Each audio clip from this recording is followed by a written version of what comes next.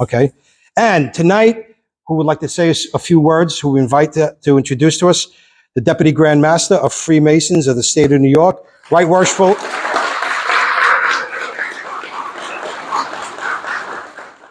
Stephen Adam Rubin.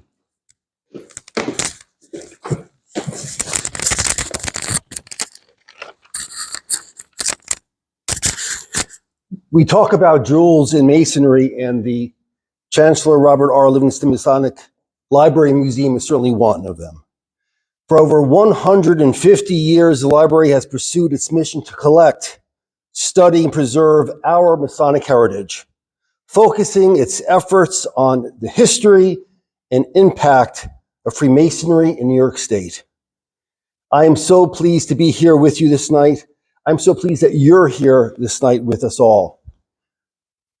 I would be remiss if I did not mention another digital platform for seeking further light in Masonry, and that is Craftsmen Online, and in particular, a program that we have upcoming called The Reading Room, which is scheduled for October 29th at 7 p.m., and the panel that's headed by our very worshipful director of the library, very worshipful brother Michael LaRocca, and right worshipful brother Bill Edwards, and two other individuals who are present with us this night, right worshipful brother Clifford Jacobs and brother Jason Short, our lecturer this evening, will be discussing brother Manly P. Hall's The Lost Keys of Freemasonry.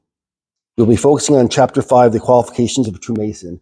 So please go to craftsmanonline.com, download the material, zoom in. It's open to all. God bless you all. God bless our country. God bless our craft. The floor is yours, Brother Michael.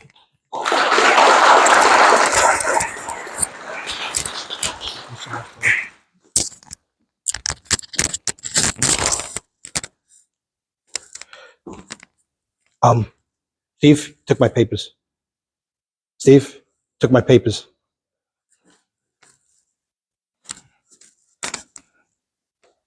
Thank you.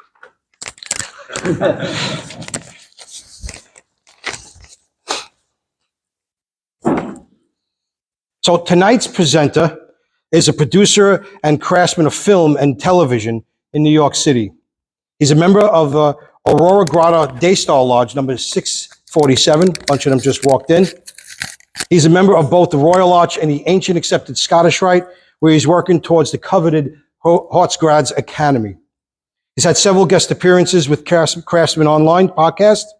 He's passionate about studying Freemasonry and a frequent visitor of the Livingston Library. In this evening's lecture, he will be examining the past, present, and future influences social and technological advances have had on the craft.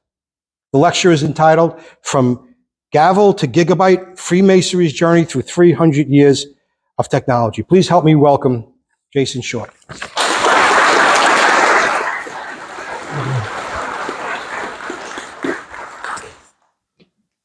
Thank you, very worshipful Brother Michael LaRocca, distinguished brethren all present, for being here tonight to really bring this live lecture series back to life after pandemic had wiped us out, 3 years ago. I can't thank Michael enough for supporting me in my journey through the craft. Not only has he been a mentor to me, but he's been an inspiration personally. And having this opportunity to share tonight really makes a huge impact. So thank you. Now, 300 years ago, technology would impact Freemasonry, sending it on the trajectory that would turn it into the fraternity that we know it as today. Now, you don't need me to tell you how much the world has changed over the last 300 years. I mean, there have been countless technological innovations since 1723. Many of them have a rather significant effect on humanity, and those effects have been both positive and negative. Freemasonry is no exception, though Without technology, Freemasonry, I don't believe, would have become as widely known or popularized.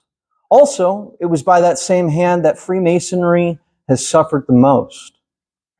Now, for the purpose of tonight's lecture, we'll be taking the last 3 centuries and choosing one technology or social trend per each century to examine and explore both the positive and negative effects it had on the fraternity, and then use that information to try to paint a little bit of a comprehensive picture of what we might be able to expect in the years to come.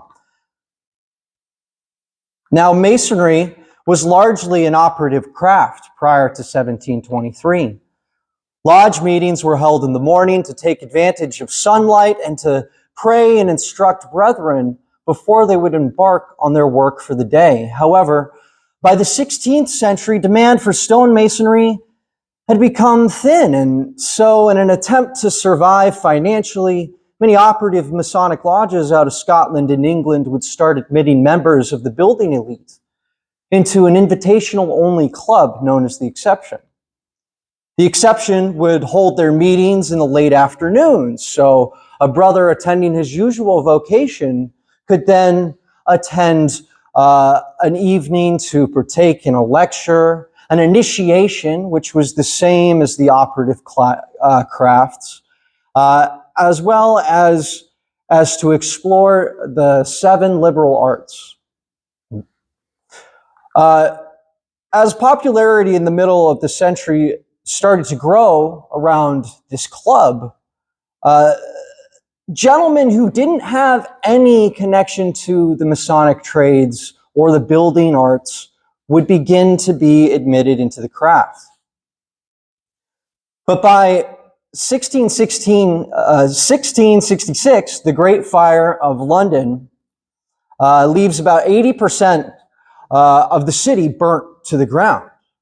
King Charles II then enacts an order that all new buildings are to be erected out of brick and stone. Now, he would appoint an architect, Sir Christopher Wren, as one of the principal overseers of the reconstruction, tasking him with rebuilding 50 of London's destroyed cathedrals. Now, this work is going to take Wren much of the next 50 years to accomplish. And it is in this time when Wren becomes a member of the Exception, and also has a large influence on popularizing the craft to gentlemen of London society.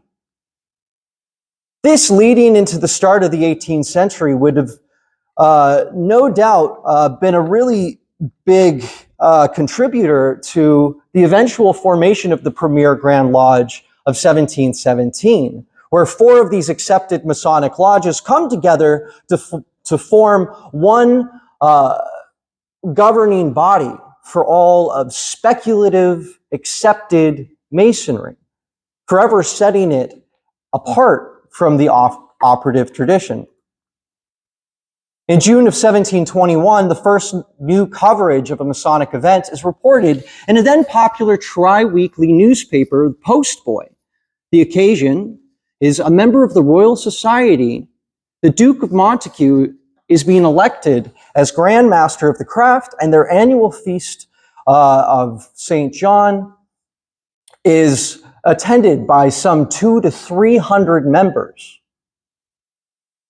Now, the following year, the first Masonic book would be published. This is called The Old Constitutions Belonging to the Ancient and Honorable Society of Free and Accepted Masons. This is by a gentleman named James Robert, a member of the Exception and a publisher.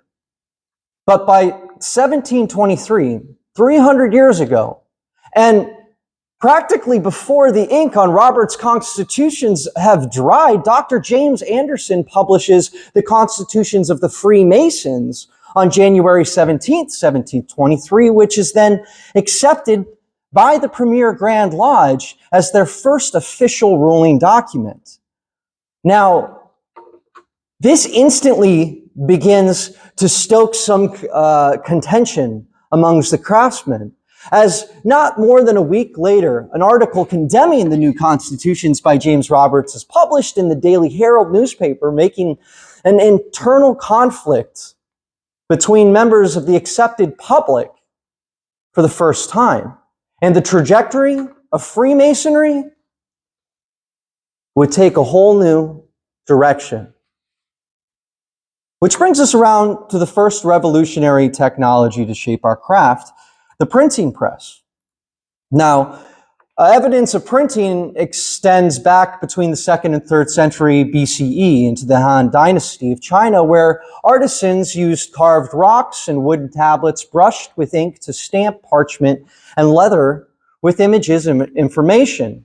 By the 9th century AD, the first printed book, the Xiamen Sutra, a historically significant piece of Buddhist canon, is produced out of China as well.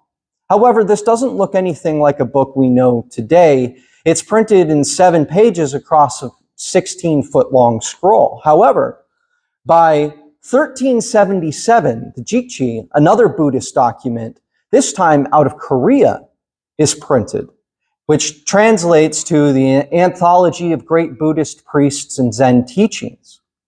Now, this is not only the first book published, but it's also the first book to use movable metal type, which Johannes Gutenberg wouldn't popularize to the Western world with his printing press or moving metal type.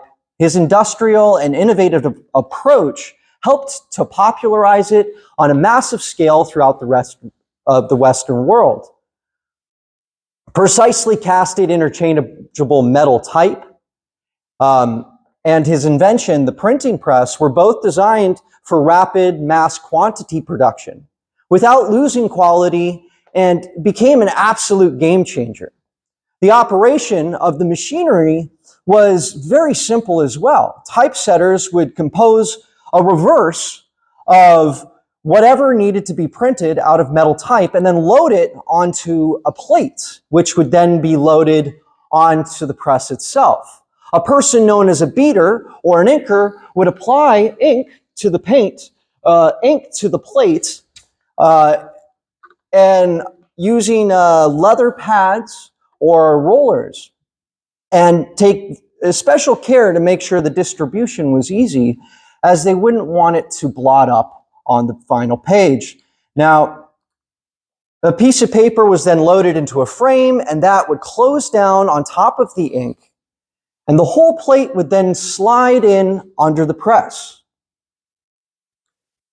All the operator would then have to do is pull a lever, which would drop a pressure plate over the frame, evenly applying pressure across the whole image.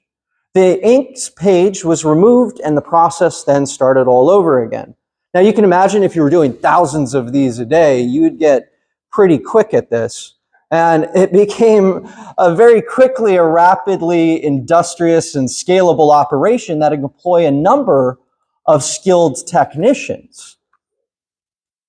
Now, the first official book published was the Gutenberg Bible in 1455.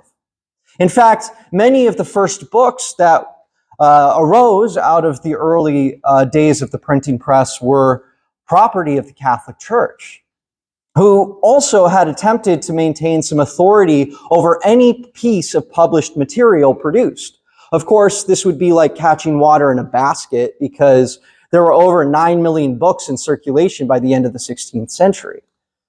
Now, for the first time, getting access to written material was no longer exclusive to monarchs or the royal elite and the church, because by the 17th century, books had become so commonplace that reading had become an increasingly more and more common and valuable skill.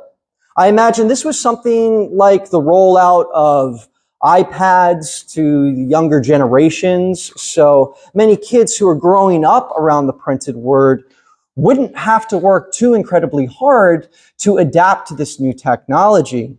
So much so that I'm sure it made some of the older folk a little bit more jealous. Now, new readers means a new market.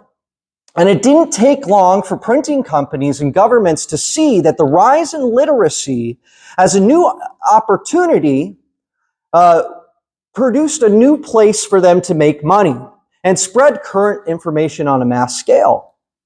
Now, the first newspaper was printed in Strasbourg, Germany in 1605 and quickly followed by one in Amsterdam and soon Paris as well.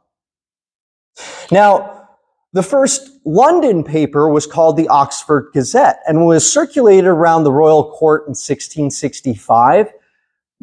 Really, I think that the impetus for this was because there was an outbreak of the Black Death that year. And many of the royal court had actually evacuated the city, so they needed a good means of communication in order to communicate new ideas. By the following year, death tolls would also be reported in the Oxford Gazette, and it would eventually be retitled the London Gazette in 1666. Now, the Great Fire, as we talked about before, destroys London. And all of a sudden, just being exclusively available to the royal practitioners of the royal court, the London Gazette starts to become commonly available, spreading news about the Reconstruction. Now, by the end of the century, the Whigs, an aristocratic political party, launched a tri-weekly newspaper that aligned with their political sentiments and opinions. And of course, if one political party has a newspaper, another political party wants to have a newspaper. And that same year, the Tories, who are the working class political party out of London, launched their own, the Post Boy. Now, the Daily Courant by 1702 was launched, and this is London's first daily newspaper. And its founder, Edward Mallet, initiated the practice of sourcing news, ensuring each item was accompanied by a reference to its foreign origin. This approach was groundbreaking for the time, as it aimed to maintain a level of journalistic integrity and avoid a biased or slanted reporting style, which had popularized both the Flying Post and the Post Boy. Now, newspapers were key to helping popularize culture and events in London, and thanks to the Royal Mail system, people could subscribe and have their papers delivered to them directly, creating a powerful network and flow of information. Now, for 18th century London, newspapers are the equivalent of what the internet is to us today. And that would then make a society like the Freemasons an early social network. So when the Post Boy reported on the Duke of Montagu's being elected as Grand Master of the Craft in 1721, and the conflict between accepted Masons is published and released after the constitutions of 1773 or 1723, this is all happening very much in the public eye. And we all know how much the press loves to cash in on controversies. Because on March 11, 1723, not more than 2 months after the publication of Anderson's Constitutions, the Flying Post publishes the first expose of Masonic secrets. And though riddled with inaccuracies and misinformation, this sells extraordinarily well and proves that the public has a strong interest in the emerging Freemasons and that there is a market to profit on exposing its secrets. Later that year, the Post Boy would also cash in on this profiteering, publishing its own Masonic expose in December. Though also full of misleading information, it sells out instantly over each day of its circulation.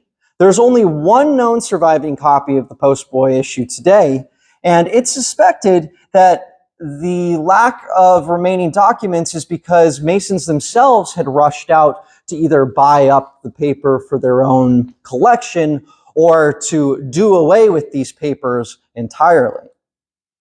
Now, a lot of these early Masonic exposés,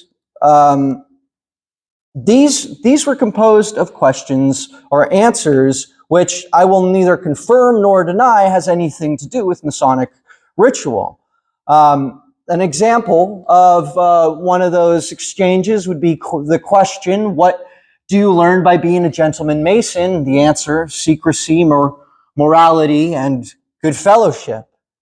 And another question, what do you learn by being an operative Mason? To hew square and mold stone, lay and raise a perpendicular. Now, Masonic exposés proved to be a rather lucrative business through the rest of that decade, and well on through the next century as well. They also helped to popularize the craft, as more and more people thought that by knowing the Masonic secrets, they could themselves integrate into the order. Now, the most popular of these exposés was printed in 1730, called Masonry Dissected. And now what was special about this publication is, for the first time, we know that the exposé was coming from a brother from inside the craft. Now, Samuel Pritchard had no reservations as to publishing passwords and modes of recognition, and taking a profit from it. Now, this was met with many rebuttals from angry brothers in the craft who published their own defenses of Masonry, as well as condemned Pritchard as a perjurer. For to become a Mason at the time, you needed to take an oath on a Holy Bible. Later in the craft, later down the line, that oath would be changed to an obligation for political purposes, but that's a whole nother lecture right there. But whatever the case, by the 1730s, Masonry was thriving in popularity, both domestically in England and abroad, as the public's imagination was fascinated by the mysterious workings of this society and what was going on behind the closed meeting doors. Today we have an expression for this. It's called the fear of missing out. Now, when we examine the growth of the fraternity over those early years, we can see spikes in numbers after each of these major publications. By 1735, there are over 129 lodges across a number of different jurisdictions. Now, the Grand Lodge during this time, not only was it popularizing the craft in Madrid, Bengal, Paris, Hamburg, but it was also extending into the American colonies. Boston in 1733, and Georgia by 1735. The constitutions had allowed for other jurisdictions where Masonic lodges already existed to compose their own Grand Lodge and governing body. And we saw the emergence of the Grand Lodge of Ireland, the Provincial Grand Lodge of Pennsylvania, the Grand Lodge of Massachusetts, as well as the Grand Lodge of Scotland by 1736. Oh, and of course, Grand Lodge of New York. The Provincial Grand Lodge of New York was established in 1737. Now, though he can't entirely be credited with bringing Masonry to the American colonies, Benjamin Franklin, who ran a printing operation out of Boston, was instrumental in popularizing it here. For he republished the Book of Constitutions in 1734. And circulated these among the American colonies. Now, while this period of rapid expansion was great for spreading Freemasonry and its ideologies around the Western world, it was also experienced a period of rapid development and change. See, after the premier Grand Lodge was established in 1717, the accepted Masons introduced a new degree to the traditionally operative practice of having two. This third degree was that of the Master Mason. And it's important to note that back then, there wasn't an actual fee paid annually for membership. People would only pay to have a degree conferred upon them. So soon the reasoning was, if you could have a new Masonic degree, why not have more new Masonic degrees? And in 1738, we started to see something known as the Royal Arch emerge in Ireland. And later, by 1737, Chevalier Ramsay gives an oration in Paris, which is heralded as the beginning of the Ancient Accepted Scottish Rite. Now, by the end of the century, there would be over 1,100 separate Masonic degrees getting conferred by over 100 different Masonic bodies. Now, you can only imagine how confusing this is. And like the Tower of Babylon, started to fall apart.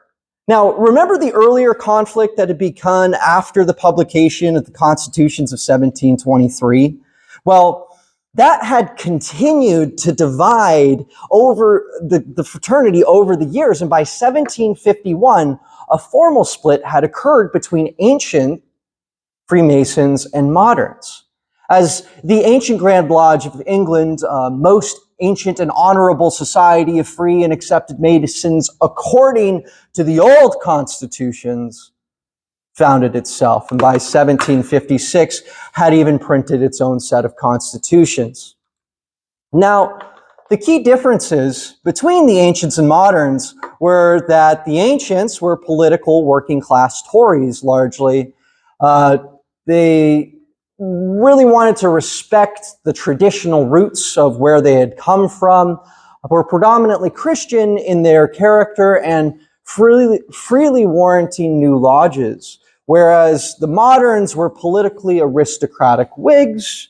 They were modifying ritual on a regular basis in order to keep up with the times and further popularize it and profit from it.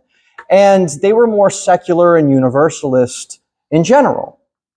Now, moderns helped to spread Freemasonry, but they were also very keen on spreading it to a specific class of people, and were more exclusive in how they would practice their craft. Now, this rift even reflected itself not only in England, but in the American colonies, where we can see by 1778 the foundation of the Ancient Grand Lodge of Virginia. By 1781, a second Grand Lodge in New York was established as the Ancient Grand Lodge of New York.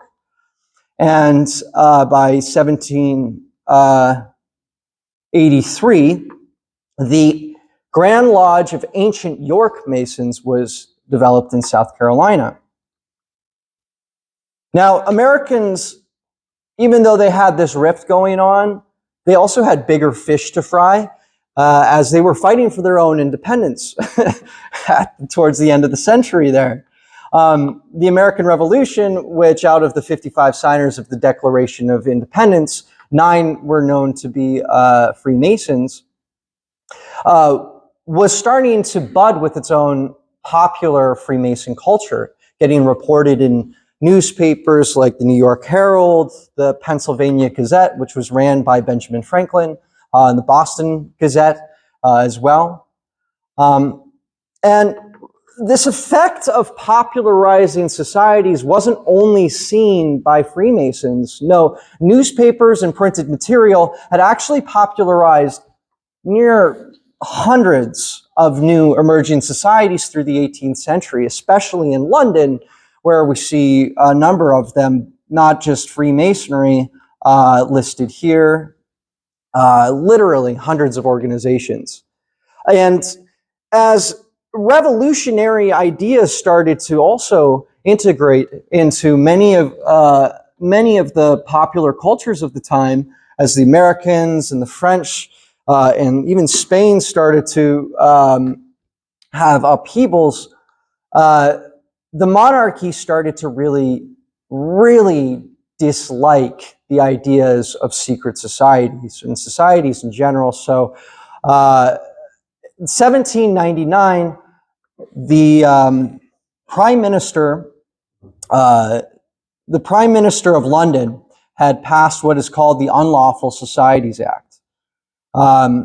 Many cases of censorship of the press would arise during this time, and Freemasonry, although it wasn't the central target, was definitely collateral, and even had to work with Parliament to amend the act in order to not get snuffed out entirely. This new act required Masonic lodges to assemble in public establishments, as well as requiring societies, including the Masons, to register with local magistrates.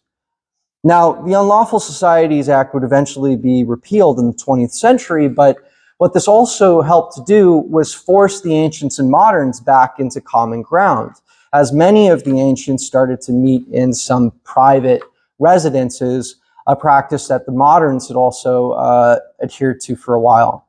Now, this reconciliation can't just be attributed to the government. By the latter part of the 18th century, we also started to see a standardization of rituals. The publication of Illustrations of Masonry by William Preston in 1772, and then an American edition by Thomas Webb in 1797 were actually credited for standardizing historical lectures and ritual that would go on to define much of the craft as we know it today. Now, in 1813, finally, the differences were set aside, and both the ancients and moderns decided to come back together, and they formed what is now known as the United Grand Lodge of England. As the craft celebrated its centennial anniversary, it would experience a period of new order and standardization, working hard and allegedly also partying harder, as well as their presence in taverns had extended to be noticeable. They were also in America starting to become a normal presence at the laying of cornerstones for public buildings. These were often preceded by parades and festivals. Now, the amount of information at the time that was circulating gave access to the average Joe, and it was becoming increasingly easier and easier to pass yourself off as a Mason. Now, with no easy way of checking member credentials, one alleged non-Mason was this Canadian gentleman who relocated from Canada to Batavia, New York, in the early part of the 1800s, and he had claimed to have been made a Master Mason in Canada, and then upon arrival in New York would jump right into the Royal Arch degrees without having any real actual proof that he had taken any of the degrees that would qualify him for such a prestigious certification. After which, Morgan would attempt to open his own chapter of Royal Arch Masons, but be shut down by the Grand Lodge of New York, as well as the local lodge in which he was a member, allegedly. Now, nobody really trusted this guy, and he kept getting the cold shoulder, so bitter, he decides to team up with a local newspaper publisher, David Cade Miller, who was also a Masonic reject, and the pair secured financiers to publish Morgan's own version of the Illustrations of Masonry, which they intended to profit on big time. But this set off a chain of events that lands Morgan in jail over a claim of petty theft, and then his kidnapping, and by 1826, he is last seen in the streets of Batavia, New York, shouting murder as he rushed into a carriage, which takes him out of town, and he's never seen or heard of again. And that's not a great look for the fraternity. And the public outcry by both Batavia and the Grand Lodge of New York ends up getting about 50 Masons rounded up and tried and 10 convicted for the kidnapping. However, no body is ever found and a conviction for murder ever able to be held. But that also didn't stop Miller from publishing Morgan's book, Postmortem.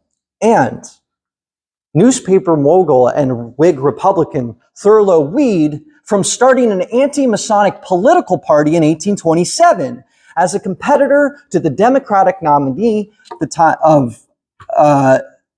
time, Grandmaster of Louisiana, Andrew Jackson.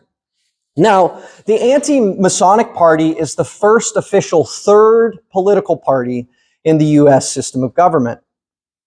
And Weed here, using his network of printers and influences, starts to pump out an enormous amount of anti-Masonic propaganda, including several editions of illustrations of Masonry, further exposés from the craft, an anti-Masonic almanac that's produced annually for the pursuing years, over 140 separate anti-Masonic newspapers.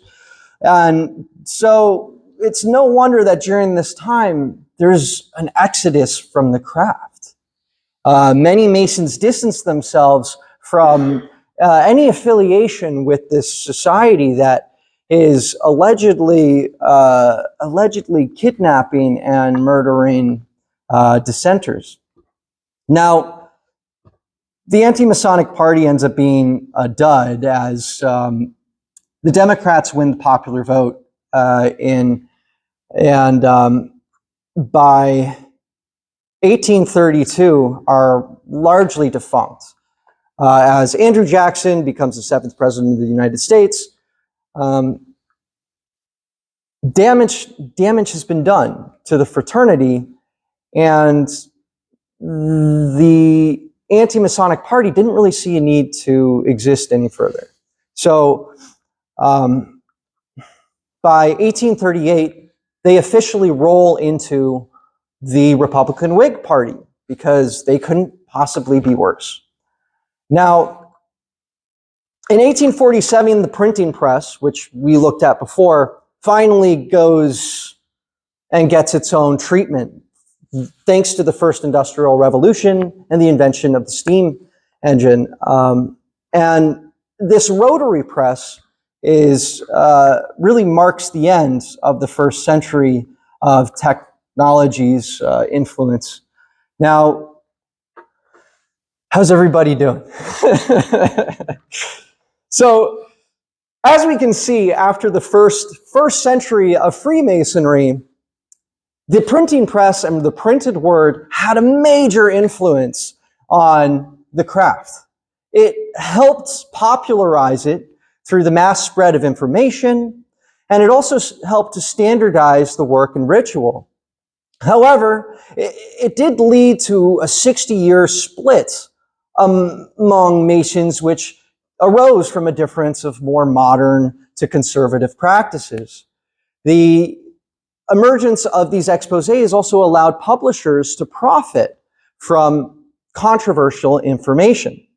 Now, the rapid spread of this new system left a lot of room for interpretation and confusion between Masonic jurisdictions and developments of new degrees, which would continue to take some time to iron out.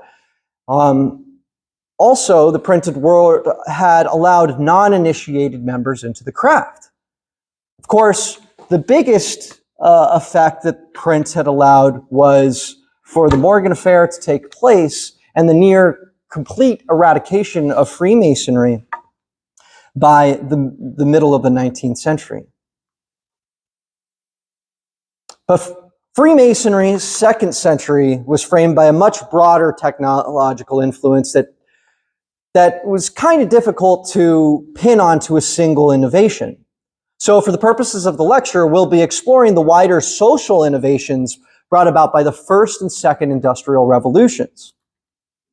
Now, by the end of the 17th century, the invention of the steam engine and the cotton gin revolutionized the textile factory production industry, which gave rise to a new middle class. Machines were coming into their own, affecting everything from mining to military. Steam-powered boats and trains and buggies began to allow a new form of reliable mass transportation that began to allow access to traveling between cities and states, especially in early America. By the 1820s, the United States postal system, which was founded by Benjamin Franklin in 1775, employed nearly a third of all American federal employees. The American colonies had also been able to facilitate structural and systematic expansion and communication thanks to a growing network of post roads, which had allowed mail to be circulated all over the country and connected rural to urban communities via these easily traversed pathways that were paved to accommodate rapid and easy access from postal carriages. Now, by the 1840s, the public had largely started to lose sight of all of the Masonic anti-Masonic propaganda of the 1930s. And a number of Freemasons started to reconverge and numbers started to begin to grow again.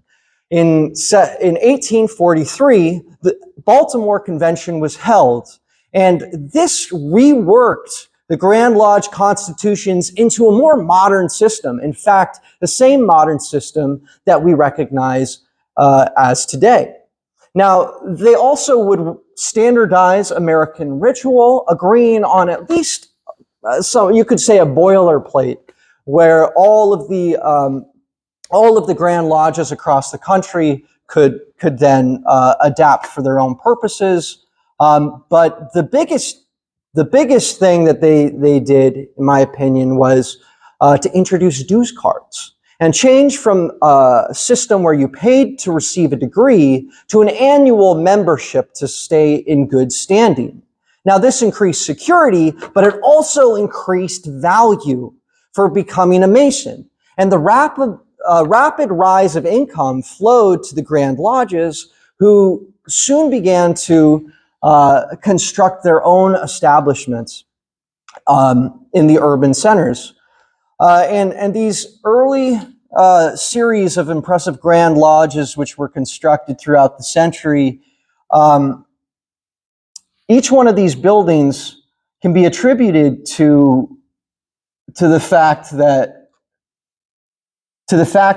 they were now requiring an annual membership. But what's really cool too, though, when we're looking at these buildings, is that by the turn of the century, we start to see how the rise in the steel industry, which had changed the construction industry, allowed for the first skyscraper to be erected in Chicago in 1885, which was then followed rapidly by 1892, the first Masonic Temple of Illinois, and the first Masonic skyscraper was constructed.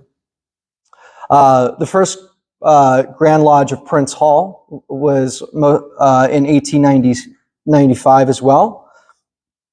Boston's Grand Lodge, which is already burnt down 2 times, gets rebuilt in 1899. And this building that we're in presently is built in 1907. Now, the gold rush of 1848, which is instigated by this guy, James W. Marshall, discovering gold in the hills of California, sends an estimated 300,000 people rushing west over the ensuing years to find their fortunes, and creates this idea of what's called manifest destiny. Now, the gold rush, along with the newly popularized system of the telegraph and Morse code, which became prevalent in 1847, helped to make the telegraph preferred means of communication, which moved to rapidly connect communities across vast distances, and helped to also make this guy, Andrew Carnegie, one of the richest men in America, as his monopoly on the steel industry was instrumental in providing rail to the emerging railroads which were peppering themselves across the nation. And by 1869, the Transcontinental Railroad reduced travel time between the eastern and western United States from 3 months to as little as 2 weeks, and rapidly stimulated growth across the western United States.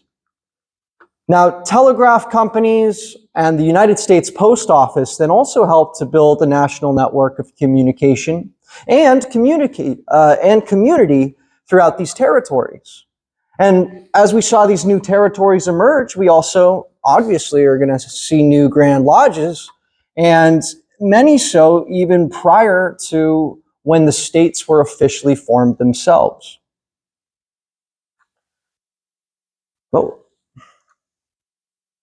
Now, by the late 19th century, the second industrial revolution was in full effect thanks to the rise of generated electricity and internal combustion. Innovations across the board would begin to affect all sorts of industry and reshape the Western world into something much more familiar to us today. The population of the United States by the 1800s was 5 million people, and that included 16,000 Masons. However, by 1990, there were 79.3 million Americans and 858,000 Masons. Masonry had become the second most popular fraternal organization, closely behind the Odd Fellows, which just had around 1 million members at the time. Now, being a Mason became especially more popular to traveling men and immigrants who had moved westward for work. This allowed them to rapidly integrate into these developing communities and societies while also providing a social safety net for services. Now, this period was also marked as the golden age of fraternalism, with an estimated 40% of the entire male population belonging to some kind of fraternal order. This period was and then in 1903, a master mason named Henry Ford would begin his own motor company to innovate the emerging auto industries. By 1908, the Model T car became the first affordable and mass-produced automobile in America. But then, in 1914, the Americans enter the Great War, and the horrors of technology of the technological innovations are put on full display. Though some of the techniques and technology had been previewed by the end of the Civil War, this war's industrialization of the machine gun, airplanes, artillery, armored vehicles, barbed wire made this a particularly gruesome war. And the entire world would witness it. But the positive effect this had on the fraternity is upon the conclusion of the war, a formal organization known as the Masonic Service Association was established, which had begun to provide services to North American militants who had been deployed on the front lines and helped to coordinate services and benefits across many of the sovereign Grand Lodges in the United States. North American militants who had been deployed on the front lines emerged to help coordinate services across all of the sovereign Grand Lodges in the United States. Post-World War I America also saw the rise of prohibition. 36% of homes had been wired for electricity. They had also been wired with telephones, and over 8 million cars were on the road. Radios became a staple of home entertainment and news. Visiting movie theaters was a national pastime.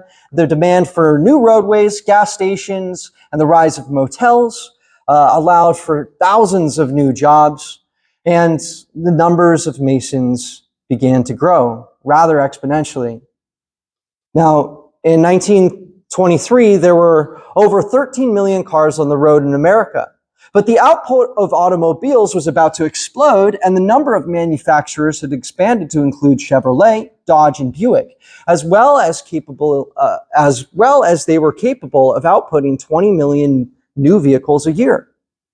To sum up, the second century of Freemasonry and how the technological effects of the Industrial Revolutions had a profound effect on the craft, let's examine again the positives and negatives. Technology helped to establish a new middle class after the invention of the steam engine, and the cotton gin began to revolutionize the manufacturing industry. Rebuilding after the Morgan Fair brought about a new systematic improvements that helped to drive new annual revenue into Grand Lodges, who would quickly spread out and establish themselves firmly across the country. Steamboats, railroads, and the eventual automobile helped to facilitate the expansion of the American Grand Lodge system, as well as connect brothers in rural areas to newly formed lodges. This all leads to the golden age of fraternalism and the rapid expansion of membership, which I also believe was fueled by the new emergent forms of communication. There are not many apparent downsides of the fraternity throughout this period, but something that we should touch on is that there was a human element to the Industrial Revolution and Western expansion, which led to widespread exploitation of poor immigrants, indigenous nations, and slave labor, which led to a new era of racism and classism that works its way, unfortunately, into a lot of Masonic lodges. The United States will never be torn so ferociously as it is by the American Civil War. And the effects of the Great War will be felt for generations to come. Now, these new mega industries of transportation, steel, petroleum, and generated electricity also require metric tons of coal and oil to produce, which creates an enormous amount of emissions and pollution. And the population boom makes it steadily more difficult to coordinate between all the new North American Grand Lodges, requiring the services of the Masonic Service Association to work it out on a national level. Now, picking all the technological influences of the 3rd century is a difficult task, as a ton happens in the first half of the 20th century leading up to World War II. However, I find that the technology that impacted this century the most must have been marked by the computer and our entrance into the digital age. However, to get there, we need to skip over a few really important events, including the Great Depression and the Dust Bowl, which left millions of Americans without jobs and homes. And at the end of by 1941, the Japanese would attack Pearl Harbor, which would launch us into World War II. Now, by 1942, Masonic membership in the United States will have dropped by 816,000 members since the start of the Great Depression, largely due to economic factors. But then leading up to the 1960s, the craft would experience rapid growth. And over 14 years, 1.5 million members would be raised as Master Masons. Now, by the 1960s, many new technologies made an impact on Freemasonry, including telephones, entertainment, electricity, and the transportation industries.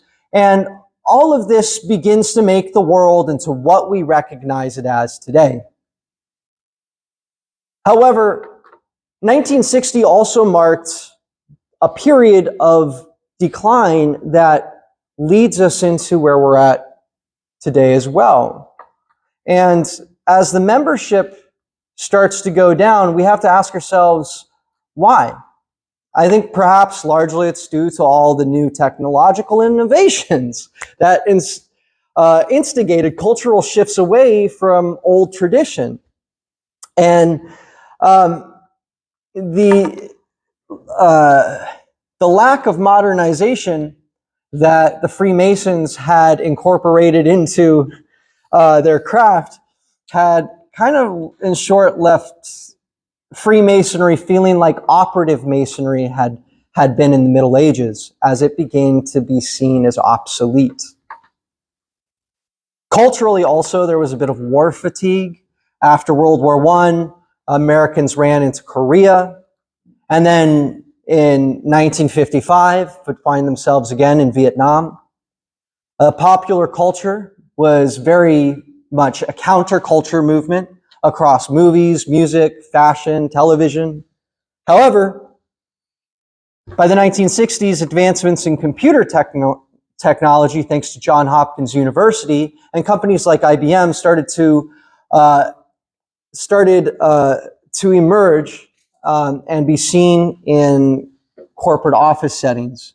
By the 1970s, you could find computers as well as fax machines popping up over most of America. In 1971, a programmer named Ray Tomlinson sends the first email. And by 1978, IBM introduced the first affordable computer model, complete with a printer, for under $18,000. By 1989, the internet is born, as well as most of the people in this room. And by 1993, starts to take shape into the World Wide Web. And this is all where it starts to become really, really familiar. So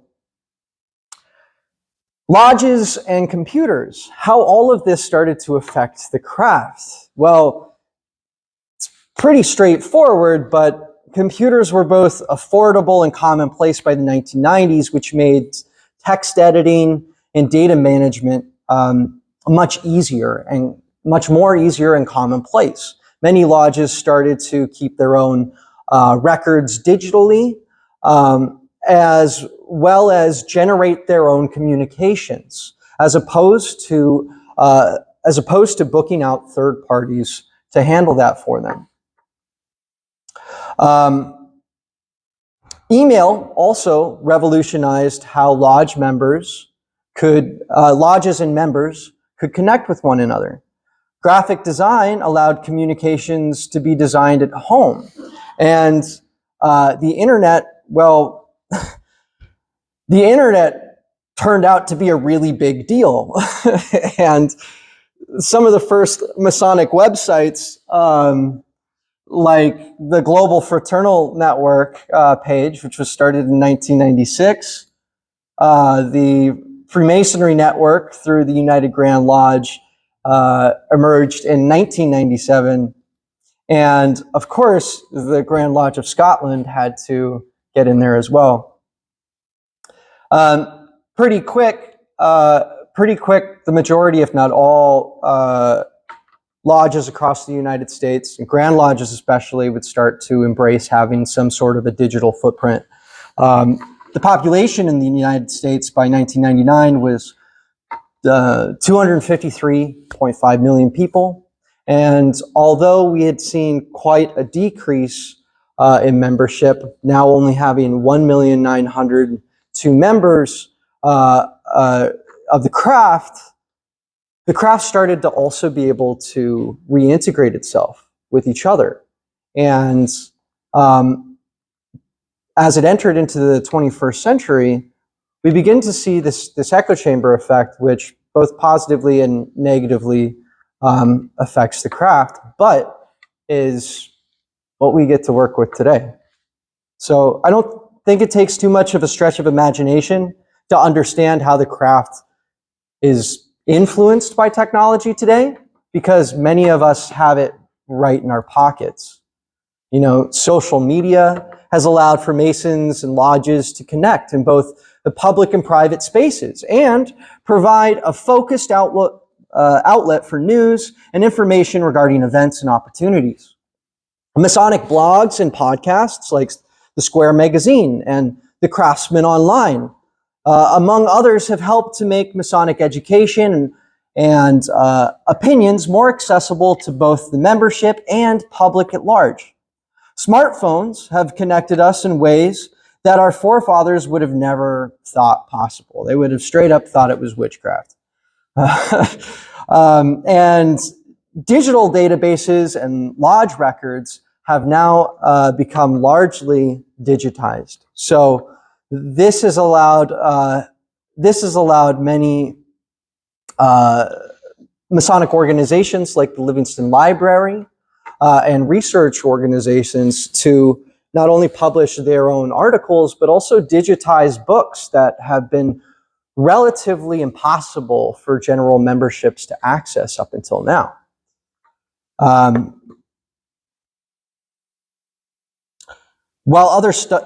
other platforms like the North Star portal and the Mari system have streamlined the process of taking in new members and tracking membership data. Now, when COVID-19 hit, it impacted the craft by making many lodges have to turn to some sort of means of virtually communicating with each other. This led to a lot of video conferencing for education and fellowship, and would really also increase the number of video lectures we see circulating on YouTube as well. For some of the concordant bodies like the Ancient Accepted Scottish Rite, during this period of time, we start to also see video degrees become popular. And now there's a means by which to receive Masonic ritual from the comfort of your own home. Now, examining the impact of this technology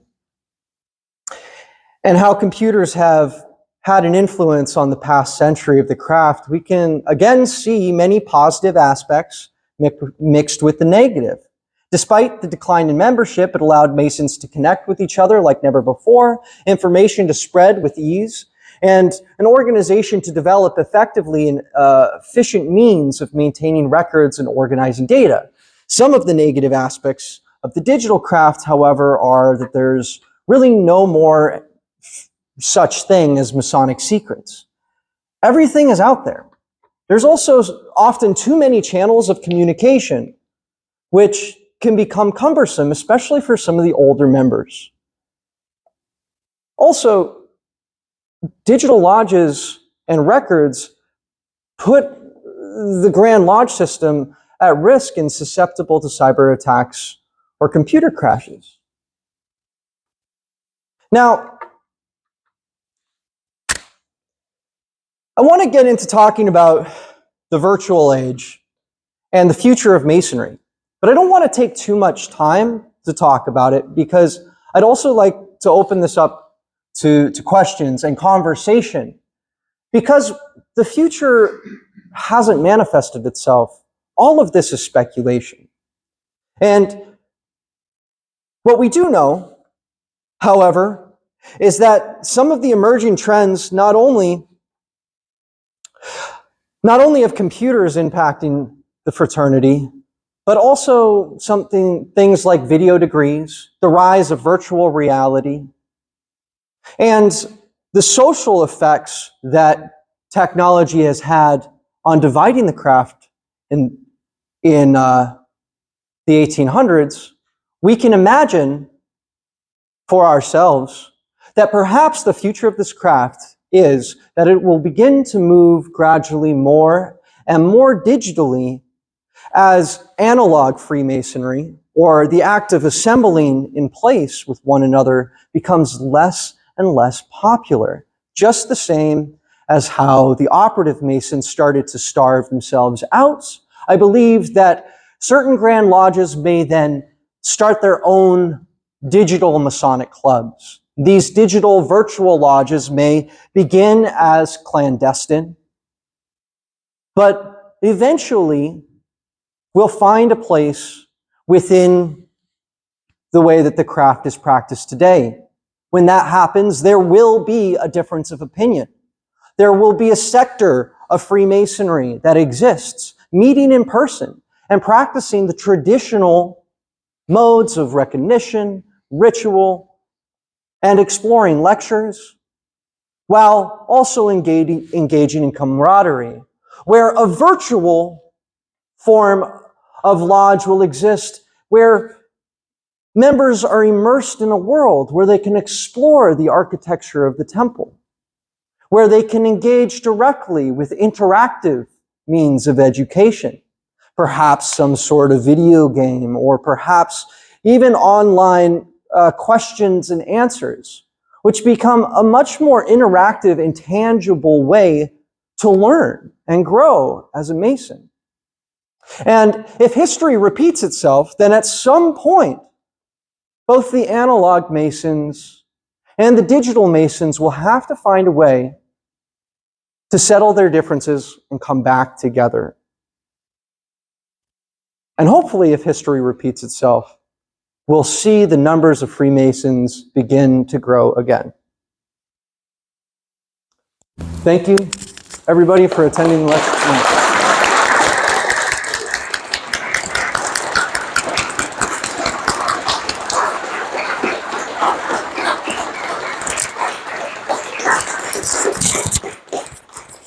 Yeah, we have some time for some questions and comments. Try not to take too long, though, individually. Whoever would like to ask a question or make a comment, raise your hand. I'll come over to you with the microphone.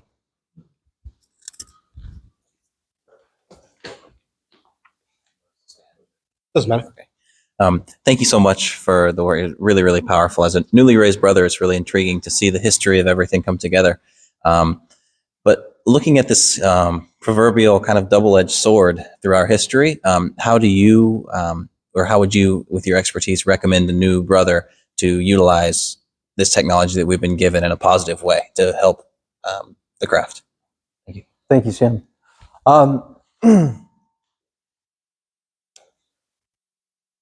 My best advice to every brother in here is to actually visit the library. And that's not just a shameless plug for the library, but as the craft continues to digitize itself, it allows, as I mentioned before, for us to find material that has been so inaccessible for a very, very long time. And technology allows us to then cross-reference and search through this database a lot easier than it was even 15, 20 years ago. So for new brothers, I really recommend going and opening a book and starting there. Also, I believe that engaging with the library and engaging with the history of our craft is what's going to really define what the future looks like.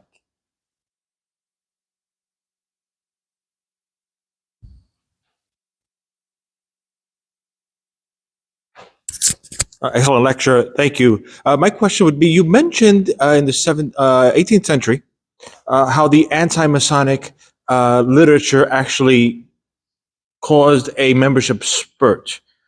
Late 20th century, early 21st century, we had, the advent of YouTube, social media, and we still have plenty of anti-Masonic propaganda flowing now through that medium.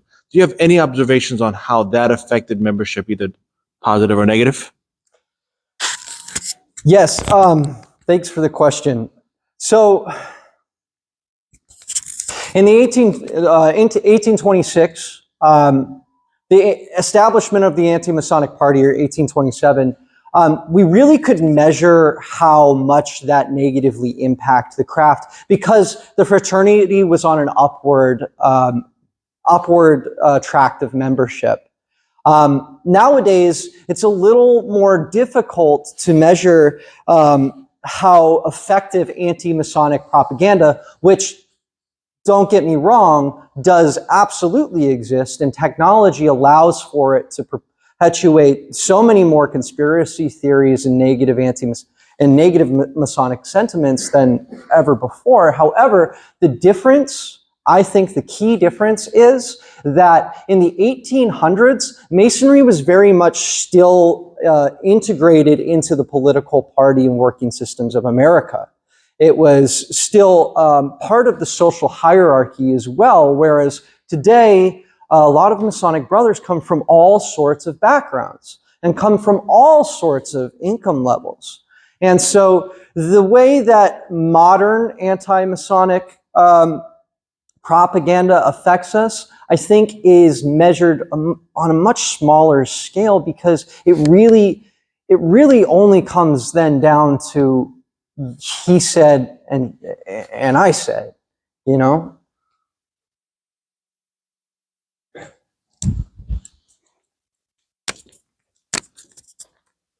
thank you for your discussion of the history of the order.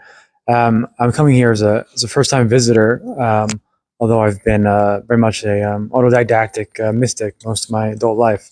I'm nearing the end of a contract where I worked at Google. So for the last year and a half, I've been immersed in this technical realm, of which you speak. And I'm curious how the order kind of recognizes the emergence of artificial intelligence, and if you see artificial intelligence as a potential medium for the spirit, if you will. Well, first off, thank you for visiting us here at Grand Lodge. Welcome. And thank you for the question as well. So artificial intelligence is interesting. One, because it's really just the illusion of intelligence. Let's face it. But as far as the spread of misinformation is concerned, I do think it will perpetuate some anti-Masonic conspiracy, or could be used to generate some. However, it's a rather unbiased perspective on history. And it also examines and cross-references so much information that though it can be used as a tool to generate something like conspiracy theories, I think it actually is going to have more of a positive effect in the long run at the craft. As we digitize, more of our information and catalogs are readily available for artificial intelligence to cross-reference itself to. It will be even better suited than we are as individuals of putting a real comprehensive picture together of the whole thing. And as that starts to take place over the next probably 15, 20 years, we're going to see a lot of that work be done. I think that using it to then generate anti-Masonic propaganda and conspiracies is going to start to fade, because again, by having all of the secrets out there and having all of the Masonic information out there, it's really easy to start seeing where it isn't affecting as well. We'll take time for one more question. Sorry. Brother Jason knocked it out of the park once again.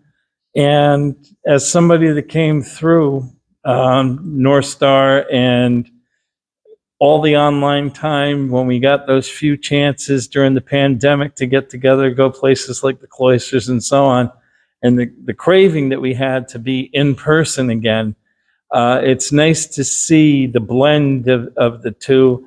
And your meteoric rise at this point is just phenomenal. And I gotta say, I'm verklempt about this lecture. There's so much I want to say. I'm gonna leave it at that. And as the last of the troglodytes without a cell phone, thanks for putting up with me. But at least I try to do something in the 21st century. Thank you very much. Thank you, brother. Thank you, brother. Thank you. So just for some final comments, I forgot to introduce myself. I'm Michael Aracco. I'm the executive director for the Chancellor Robert R. Livingston Library. Thank you. No need for applause for that. But, some of the things that were mentioned here is back, I've forgotten the year, maybe it was about 7 years ago, the Sovereign Grand Commander McNaughton of the Northern Masonic jurisdiction decided to write a book, The Path Forward. And what he recognized was that we were kind of victims to everything that was going on. The media time was extremely negative about Freemasonry.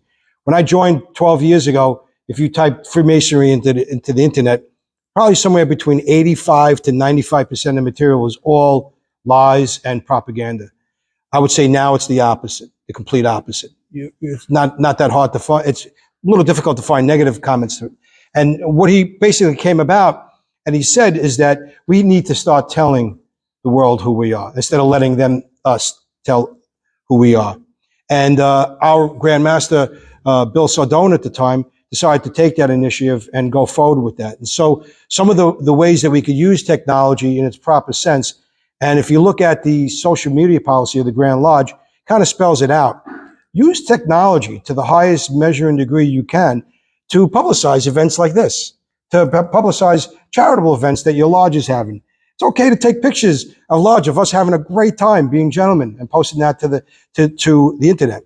But if you have anything on your social media accounts that identifies you as a Freemason, you've relinquished your choice of freedom of speech to tone it down to only being a gentleman and saying things that are in harmony. I'm sorry, you took the obligation. That's just the way things are.